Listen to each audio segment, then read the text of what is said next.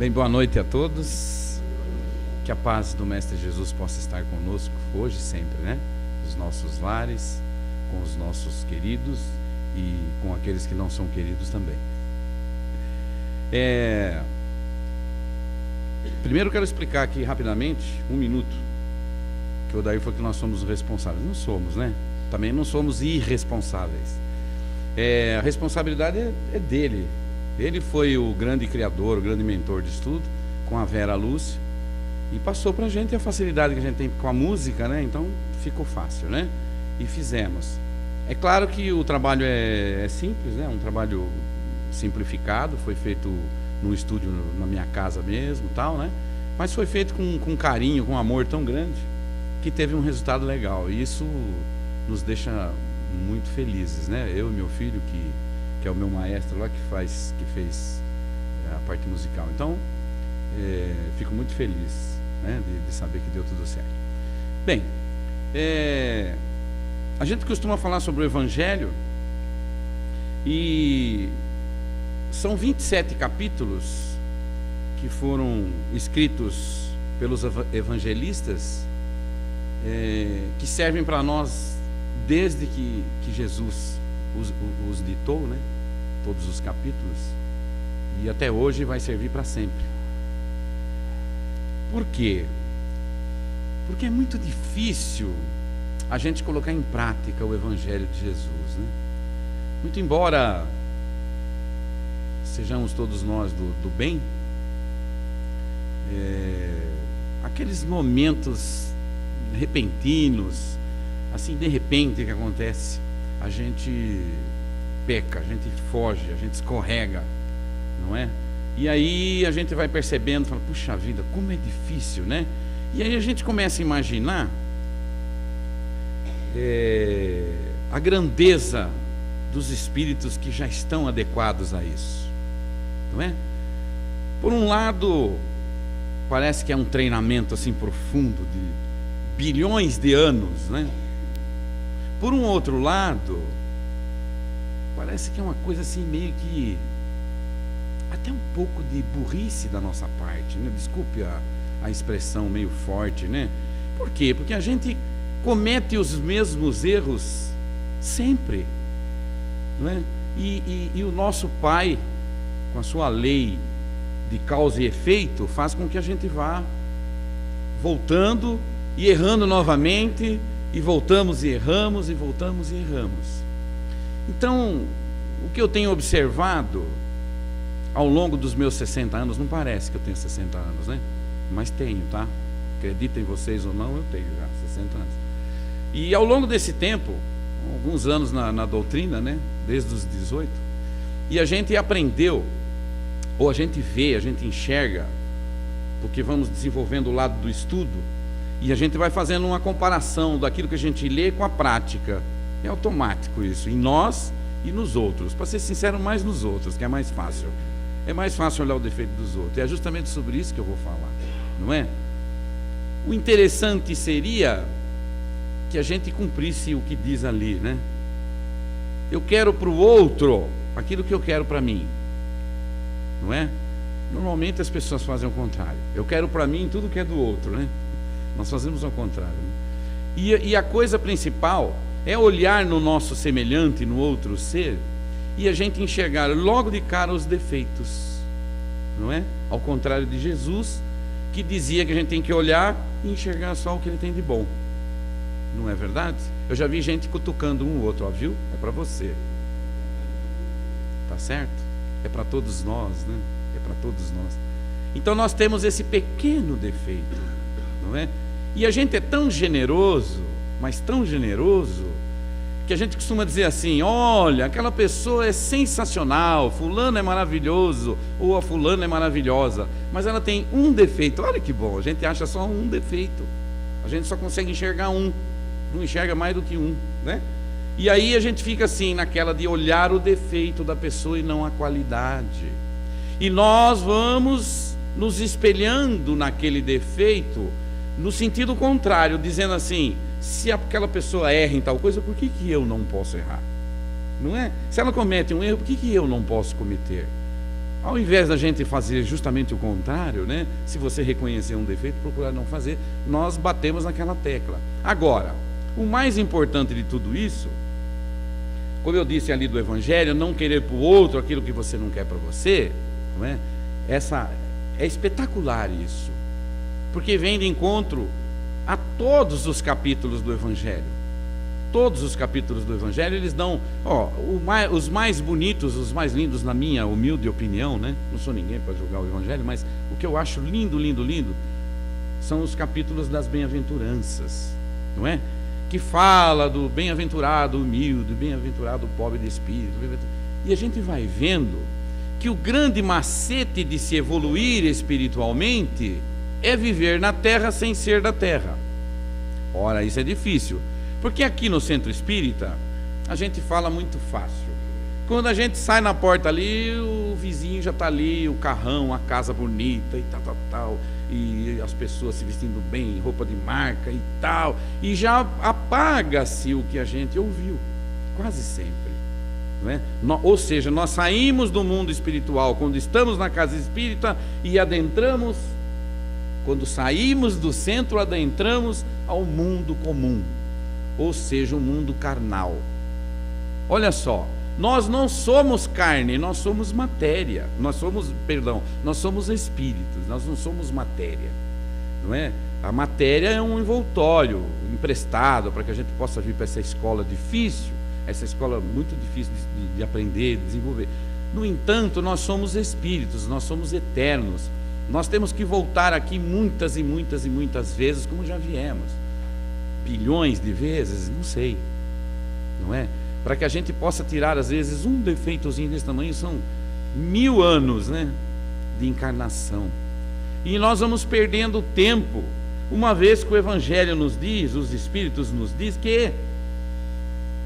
dizem que a felicidade não é desse mundo. Será que não tem nenhuma curiosidade de saber, mas se não é desse mundo, onde que está? Se a felicidade não é quando o Corinthians ganha, onde está a felicidade? Não é? Se a felicidade não é acertar a Mega Sena sozinho, onde está a felicidade? Ninguém tem essa curiosidade, não é? A felicidade verdadeira está em não precisar de nada disso e entender, não é? Porque o Chico Xavier teve aí até pouco tempo atrás encarnado aqui e não precisava de nada para viver, e vivia muito bem, não é verdade? E era cercado de ricos e milionários e também de pobres, de paupérrimos da rua e tal. Então, essa explicação é que a gente questiona, porque nós, por alguns minutos, somos total espírito e o resto das horas do dia somos material, puramente matéria. Há uma contradição nisso. Não que a gente não deva trabalhar, né? Se não falar assim, a partir de agora, como era do meu tempo, né? Os hippies, né? Do meu tempo eram os hippies, né? Você vê que não faz tanto tempo assim. Quanto tempo que viveram os hippies? Há pouco tempo atrás, né, Odair? O Odair lembra que ele foi também hippie. Ele foi hippie. Ele tinha cabelo comprido e tudo, né? Não tomava banho, aquelas histórias. Olha só, como é que a gente faz essa ligação da matéria e do espírito? Bom, muito bem. Uma das coisas principais é o que os centros espíritas hoje estão vivendo em dificuldade. E eu vou dizer por quê. Se o centro espírita kardecista, todos, dependesse de alunos de curso de educação mediúnica, estava falido. Estava falido. O espiritismo está abrindo as portas, está enchendo, as casas espíritas estão enchendo, está lotando todas. Eu faço palestra para tudo que é lugar que vocês imaginarem aí, está tudo lotado, né? Só que estudar que é bom, aprender que é bom, está difícil. Porque o estudo traz uma coisa chamada responsabilidade. E eu acho que é justamente o que as pessoas não querem. Muita responsabilidade, não é? Então nós nos adequamos ao espiritismo porque é gostoso, porque é legal, porque fala verdades, porque tem palestrantes que vêm aí, faz a gente rir, às vezes faz chorar e tal. Eu vou lá, tomo um passe, sai o cardo preto, como diz um amigo meu, tomo um passe assim e sai o cardo preto lá embaixo. Não é?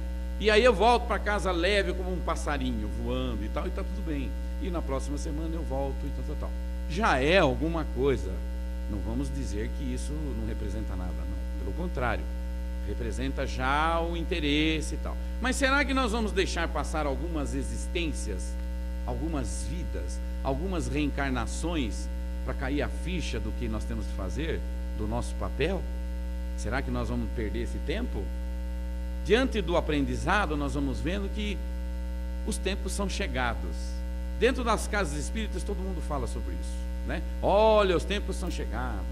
Já estamos chegando na modificação novamente do planeta, não é? Vamos passar de provas e expiação para a regeneração e tal e tal. Ninguém sabe quando isso vai acontecer. Quanto tempo vai demorar para acontecer isso, né? Então não vamos ter essa responsabilidade. Nós estamos atrasados. Ao mesmo tempo que nós ouvimos falar tudo isso, também os espíritos mais evoluídos dizem que a nossa classificação qual é do espírita? O trabalhador da última hora. Nós estamos atrasados. Nós estamos atrasados. Se somos os trabalhadores da última hora. Tudo bem que tem ali uma mensagem fantástica no Evangelho que diz: olha, você chegou atrasado, mas você vai ganhar igual o que chegou cedo, né? Todo mundo conhece essa passagem, né? E todo mundo gosta. O brasileiro que gosta muito de ser folgado iria ser aquela segunda turma, né? Chega mais tarde um pouco, para as 10, 11 horas nós vamos lá trabalhar. Vamos receber as mesmas coisas, tá? Maravilha, fantástico. Mas e a nossa obrigação? E o nosso dever? Se somos cristãos, devemos nos adequar ao Cristo, não é? Devemos nos adequar ao Cristo. E o ensinamento do Cristo diz para a gente começar a trabalhar. Aliás, o melhor conselheiro que nós temos, que Jesus permitiu que falasse muito com a gente, é um espírito que todo mundo conhece, um tal de Emmanuel, né? Que vive dando umas cacetadas na gente, falando: olha, você está com dor? Vai trabalhar que passa. Você está com fome? Vai trabalhar que passa. Você está com problema? Vai trabalhar. É só vou trabalhar. Ele parece presidente de sindicato, né? Vai trabalhar. Mas não do sindicato da parte do funcionário, é patronal, tá? Então é assim, nós vamos deixando, nós vamos protelando, nós vamos deixando para lá. E aí o que acontece? Não temos a cultura espiritual. E essa cultura espiritual que não temos, nós não podemos aplicá-la. Por que eu estou falando isso? Porque na rua, no dia a dia, onde nós passamos a maior parte do tempo, que é no mundo material, nós temos que ter as atitudes do mundo espiritual. Não é assim que seria o certo? Esse seria o certo. Mas nós não conseguimos ter essa atitude. O que é? Por que não alcançamos num percentual grande essas atitudes? Porque não temos o entendimento. E porque não lutamos pela prática, não é? Tem que ter prática, tem que ir praticando. É por eliminação. Tem duas características. Um anjo, quando ele chega a ser um anjo, um espírito evoluidíssimo, que já está lá nos degraus mais altos, não é? Ele olha para trás e ele entende o sofrimento nosso. Sabe por que ele entende? Porque ele passou por tudo isso, não é? Então eu comparo muito, uma comparação legal, até já falei aqui em outras palestras. Eu não considero palestra, em outros bate-papos. É uma pedra bruta, enorme, assim, toda machucada, e lá dentro tem um diamante, coisa mais linda do mundo. Aquele diamante lá, somos nós, é o nosso espírito. Tem que ser lapidado para chegar lá. É uma faquinha bem afiada, que dói pra caramba. Cada corte que dá nessa pedra é uma encarnação que nós temos. É uma reencarnação. Tá. É sofrimento até chegar nessa pedra. Presta atenção. De acordo com as nossas atitudes, essa faca pode cortar o equivalente a 2, 3, 4. Percebe? Vamos diminuindo o nosso tempo de sofrimento. Nós vamos diminuindo de acordo com as nossas atitudes. Tá certo? O sofrimento nada mais é para burilar o nosso espírito. É o que nós temos que passar para entender o outro. Não é? Por mais que a gente pense nas noites de frios, como fez ontem, né? Ontem uma noite danada, né? 2 edredons e tal, fecha tudo, janela, porta, tudo, né? E aí você deita ali, dali 2 minutos, cobre a cabeça, que é para esquentar mais depressa, né? E aí quando você está quentinho, qual é a primeira coisa que você pensa? Agradecer a Deus de eu estar aqui nessa caminha quentinha e tal. Mas o meu irmão está lá na rua, jogado no frio.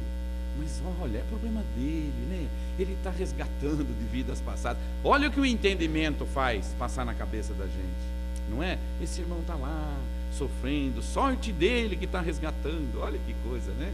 Que coisa fantástica, né? Não, né? A prece, a oração para ele vai aquecê-lo, não é?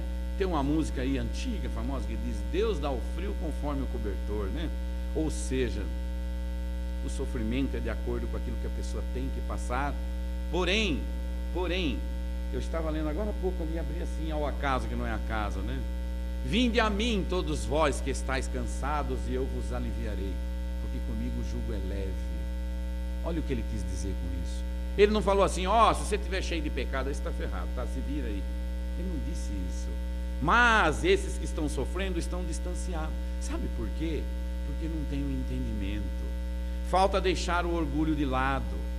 E quem não sofre tanto, mas vem vindo devagarzinho, vem mancando devagarzinho na casa espírita, fala: hoje eu não vou, mas o ano que vem eu vou.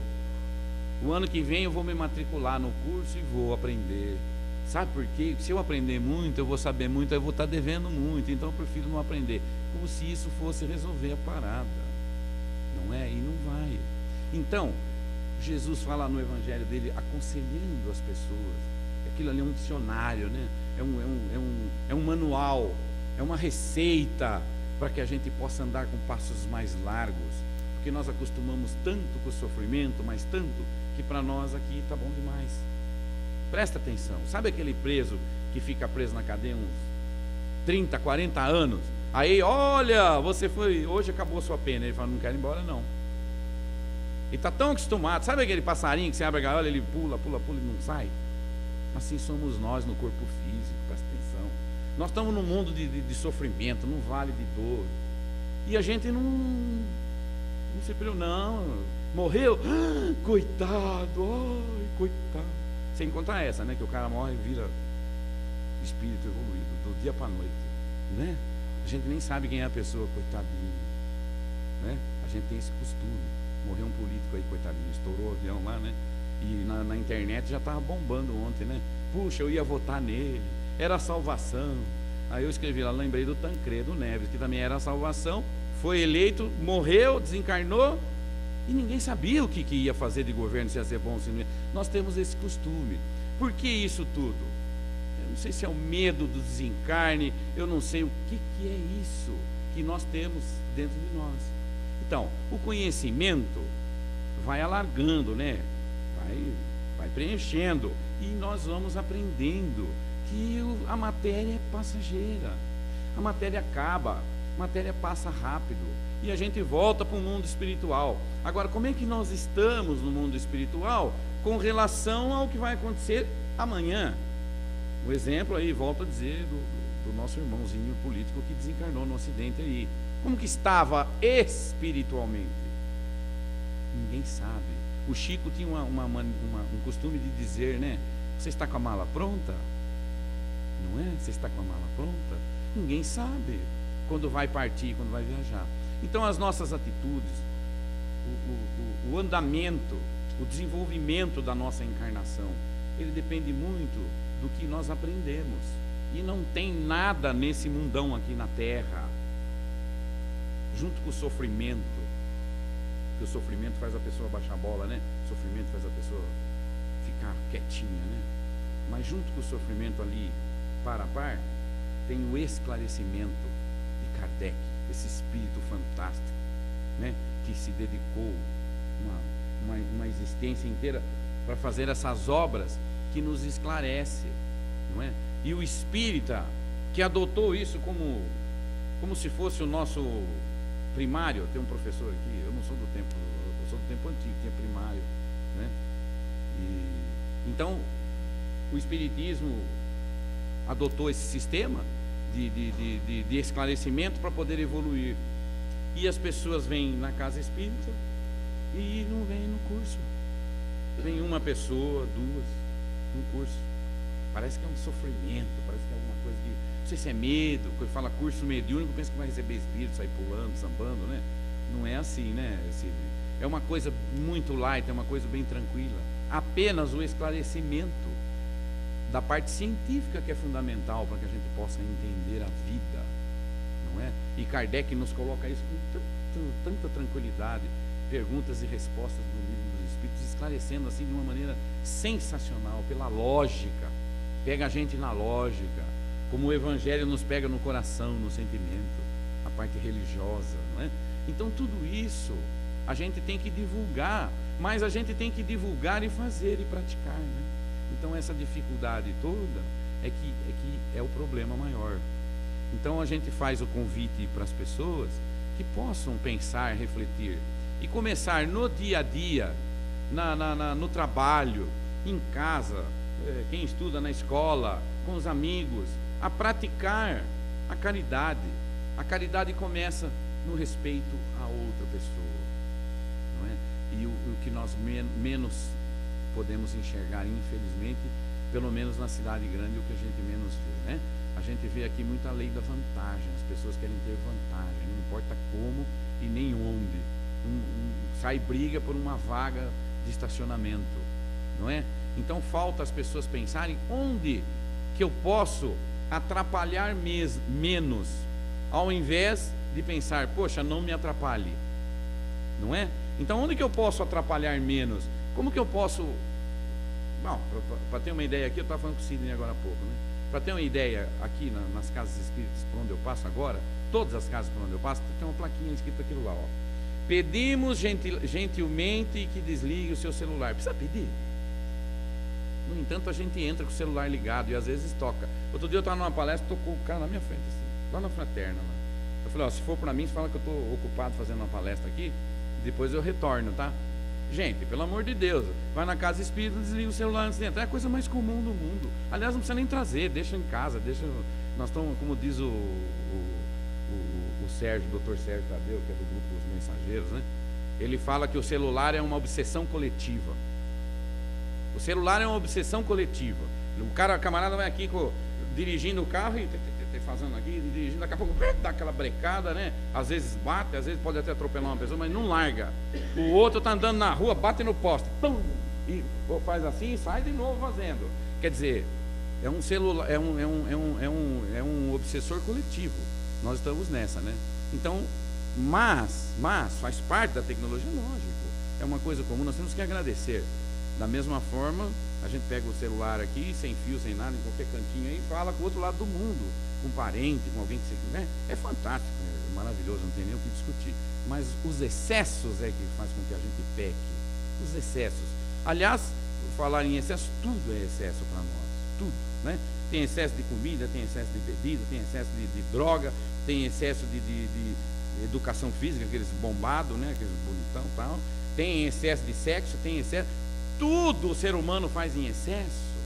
Será que não dá para fazer um plano médio ponderado? Plano médio ponderado, nem muito para lá, nem muito para cá, né? E a gente vai se adaptando a uma vida nova, a um sistema novo, sem excessos, né? Então a gente pega, eu gosto de tomar um vinho, gosto. Toma uma taça de vinho, não precisa tomar 1 litro de vinho, 2 litros, né? Ficar bêbado. Perdeu a graça do que você ia fazer, não é? Estou dando vinho como exemplo, claro. Em tudo na vida é assim, até o celular, não é? Porque eu falo do celular porque o celular hoje, a última coisa que o celular serve é para telefonar, né? A última coisa. Ele é um computador, passa e-mail, recebe e-mail e não sei o que. Tem até na internet a moça que fala zap zap, né? O zap zap, ela fala. Então hoje o menininho de 4 anos, meu netinho de 4 anos, fica jogando, né? Rápido os dedinhos, tão rápido, né? E eu fico lembrando do tempo da máquina de escrever, né? Que faz... né? Então, a tecnologia é tão... E a gente se acostuma fácil. Nós vamos nos acostumando, né? Então, o Facebook, essa rede social aí, empesteado.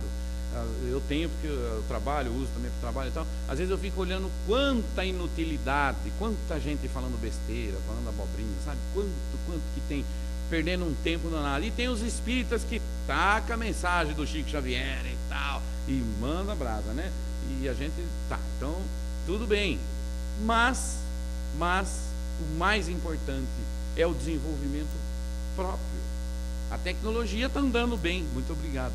Muito embora dizem os entendidos, não sei se é verdade, que nós estamos 500 anos atrás do plano espiritual evoluído. 500 anos, né? Aí eu falei, bom, 500 anos atrás dos evoluídos, tá bom. Tá uma distância boa. Ele falou, mas para ter o governo, nós estamos a 200 atrás das trevas. Eu falei, nossa, então nós estamos ruim, hein? Estamos ruim, o negócio está ruim, né? Mas, tudo bem também, vamos caminhando, né?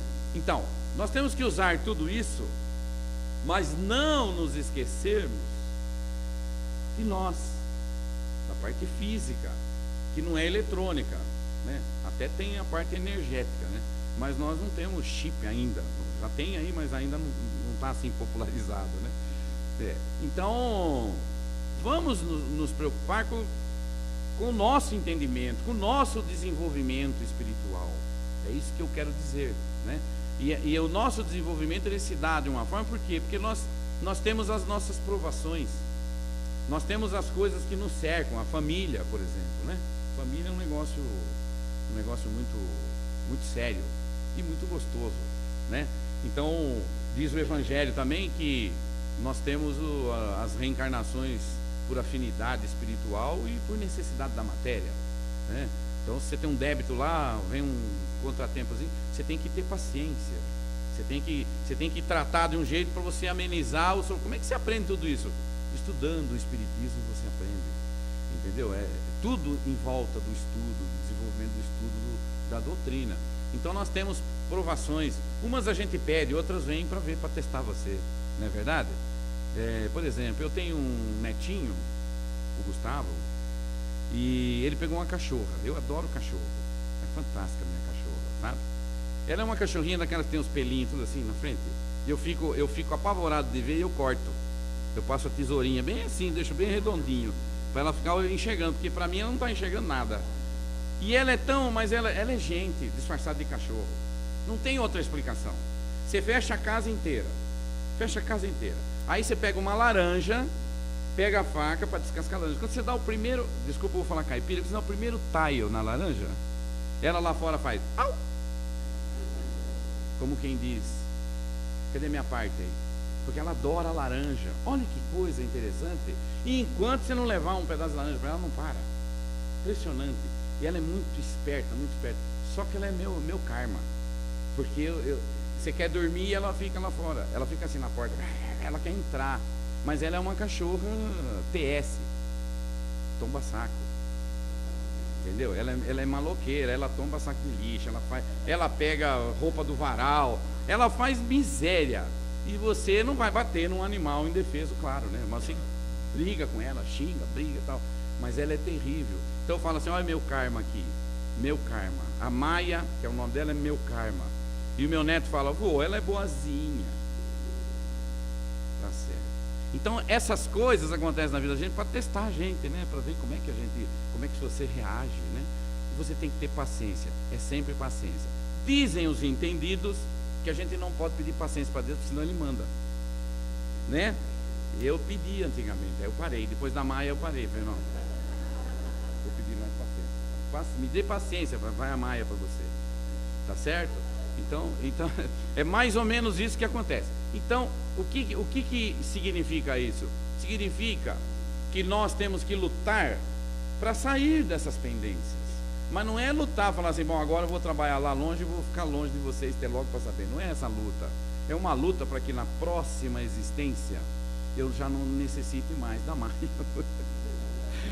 de alguma coisa desse tipo. Eu estou brincando da cachorra, mas não tem nada a ver. Mas algo desse tipo, né? Que prova a tua paciência, que te irrita, né? Para ver como é que você reage, não é verdade? Então, numa próxima existência, eu não preciso mais disso, vou para outra, né? Vou já para outro tipo de... Porque essa aqui já não vai acontecer, mas já não me toca mais. né? Não é que não vai acontecer, as coisas não vão acontecer, as coisas acontecem, você já não liga, mas não tem aquela pessoa que não liga para nada. A turma costuma dizer zen. Esse cara é zen. Ó, tá caiu um avião lá. Puxa, que pena, né? Puxa, não tem nem tom de voz, né? Puxa, que pena, né? Tem gente que é assim, né? Aquele cara que não liga para nada, parece que está em outro planeta, tal, né? E aqueles que são ativos, liga para tudo, se preocupa com tudo, né? Então, essa diferença entre pessoas, entre seres. Agora, você se preocupar com algo e fazer algo para mudar as condições daquilo que você está vendo, fazer a caridade, praticar o amor com relação ao outro, o respeito pelo outro, tem uma conotação diferente daquele que não liga para nada, mas também não faz nada para ninguém, não é? Então, tudo isso, como é que a gente faz para aprender, para estudar, para discernir, para saber a diferença? É o estudo da doutrina, é o estudo. Kardec era um educador fantástico, né? Do sistema Pestalozzi e tal. Então, o Evangelho é Jesus. O Livro dos Espíritos dá umas dicas para a gente fantásticas sobre a parte científica do espírito, tudo que pode e não pode, o que é, o que não é, as dúvidas que nós temos. É um livro de perguntas e respostas para que a gente possa aprender, entendeu? E por que tudo isso está acontecendo então? Por que veio essas obras básicas? Por que Kardec? Por que aconteceu tudo isso? Caiu assim de paraquedas na nossa cabeça? Claro que não. É chegado o momento da nossa transformação. E Jesus, que é o grande responsável por todo esse planeta, não é? E que deu essa colher de chá para nós. E passa batido com a maior parte das pessoas. São poucas as pessoas que se dedicam de verdade, não é? São poucas. Eu volto a dizer o que eu disse no começo, voltando à fita. As casas espíritas estão todas lotadas. Mas aprendendo, estudando, desenvolvendo, fazendo, são poucas. Mas as pessoas que vêm já conhecem a base do Espiritismo, que é a caridade, o amor ao próximo, não é? Que o Espiritismo trabalha bem essa parte, divulga bem, não é? A caridade, ela é ampla, né? A caridade é ampla. E outro dia eu estava fazendo uma pequena pesquisa com os alunos da gente lá do centro sobre a caridade. Então diz que a caridade mais difícil que tem, a mais difícil, aquela que é complicado, mas que tem o maior valor de todas, é o perdão. Olha que coisa interessante, o perdão. Quem somos nós para não perdoar, se nós dependemos totalmente do perdão para ser alguém, se Deus fosse que nem nós estaríamos danados, né? Você vai, não, você está danado, vai lá se ferrar. Não, o perdão é a base de tudo, e está escrito ali que a maior caridade é o perdão. Ou seja, o nosso orgulho não nos permite, mais um obstáculo para o nosso desenvolvimento. Aliás, que obstáculo, né? O orgulho, né? As pessoas são orgulhosas, nós esquecemos, nós somos imediatistas, nós nos esquecemos que a vida é outra, nós não sabemos onde nós vamos nascer, que cor nós vamos ser, ou quem nós vamos ser, sabe? Eu tenho preconceito de mulher, não sei o quê, na outra encarnação eu posso nascer mulher, não é? Eu tenho preconceito da raça X, Y, qualquer uma, você vai nascer lá, e aí? Como é que vai ser? Será que você não tem essa consciência, né? Então dizem os espíritos que se toda a humanidade tivesse a consciência da reencarnação, os erros cessariam. O camarada ia pensar, eu sou um político, tem um dinheiro sobrando aí, né? Tá? Antes de eu passar a mão naquele dinheiro, eu ia saber, bom, mas e na vida futura, o que vai acontecer? E aí eu deixaria melhor deixar para lá. Então, essa divulgação nós temos que fazer. Aos poucos elas vão indo, vão seguindo. Agora, como é que nós vamos ser divulgadores da doutrina de Kardec se nós não aprendemos, se nós não estudamos? Não é? Então, o convite que eu faço, em todas as minhas palestras eu falo, pessoal, eu deixo um convite para que a gente possa instruir. O Kardec fala isso, tantos espíritos falam isso, vamos nos instruir, né? Vamos nos amar e vamos nos instruir. Por quê? Porque o amor é a base de tudo. O Cristo fala isso nos 27 capítulos do seu Evangelho, né? Um seguido do outro, é tudo direitinho, tudo certinho. É o amor que vai levantar tudo.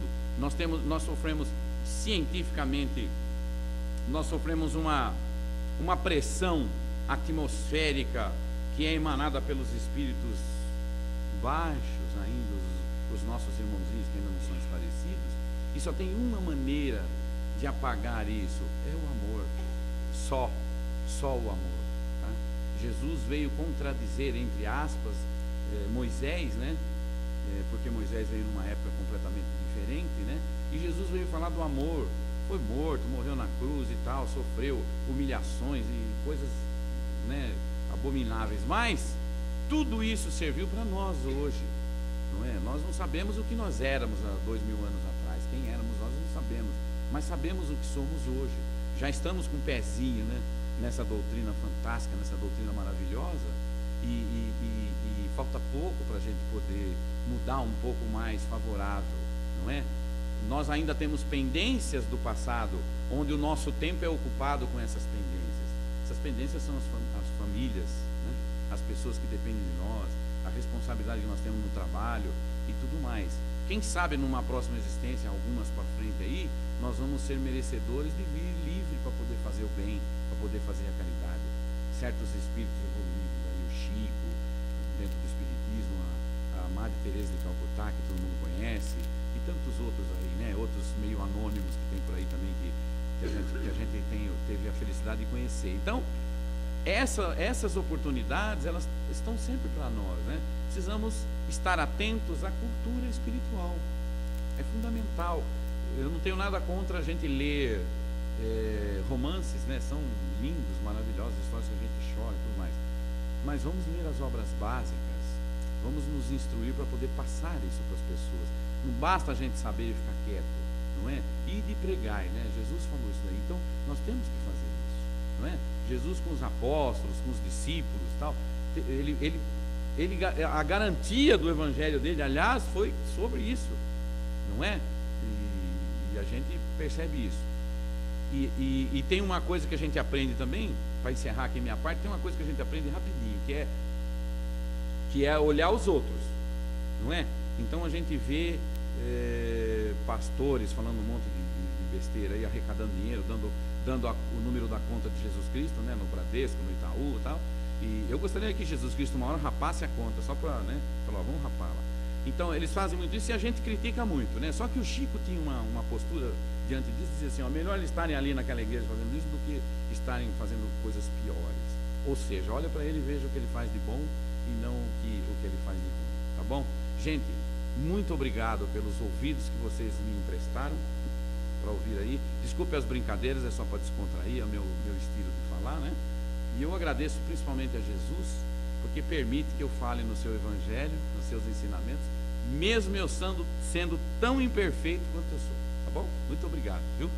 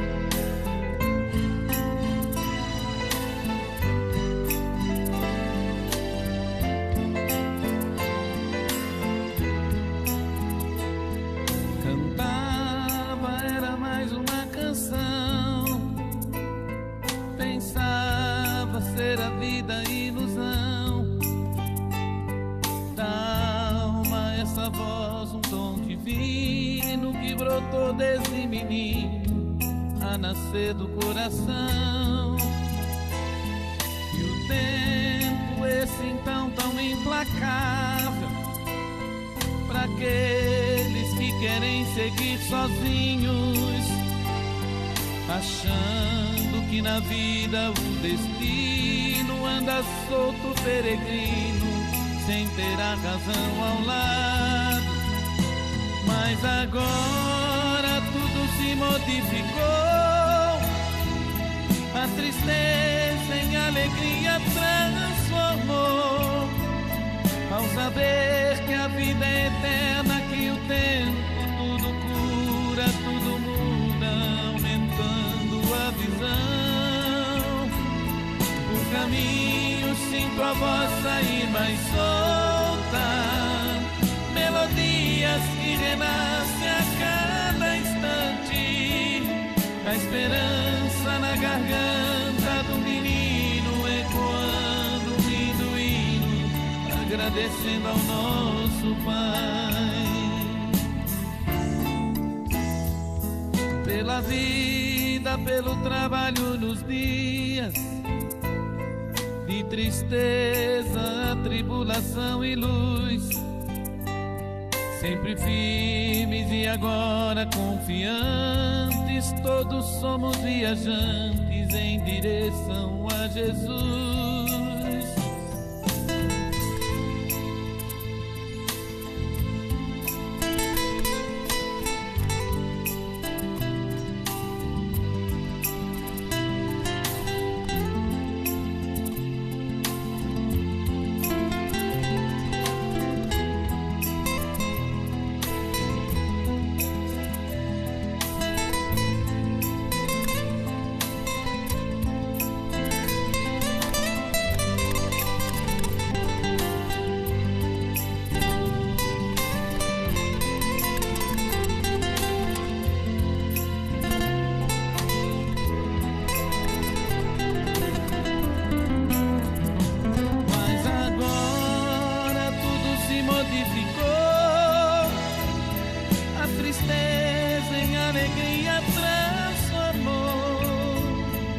Saber que a vida é eterna, que o tempo tudo cura, tudo muda, aumentando a visão. O caminho sinto a voz sair mais solta, melodias que renascem a cada instante, a esperança na garganta do menino, ecoando um lindo hino, agradecendo ao nosso Pai. A esperança na garganta do menino, ecoando na garganta do menino, ecoando um lindo hino, agradecendo ao nosso